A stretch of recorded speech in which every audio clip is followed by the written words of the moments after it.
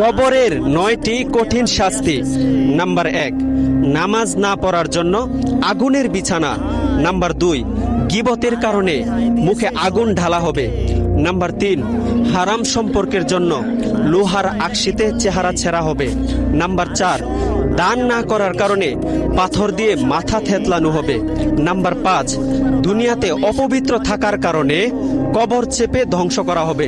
Number 6, হক না দিয়ে মারা যাওয়ার জন্য কবরে সাপে ভরা থাকবে। নাম্বার 7, কুরআন শরীফ শিখে ভুলে যাওয়ার কারণে কবর হবে অন্ধকার।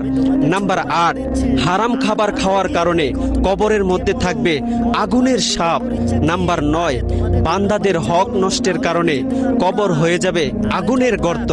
ভিডিওটি ঝড়ের গতিতে শেয়ার করুন, মানুষ কবরের এই 9টি আযাব সম্পর্কে জানতে পারবে ইনশাআল্লাহ। ওটা আমাকে দিয়ে দাও।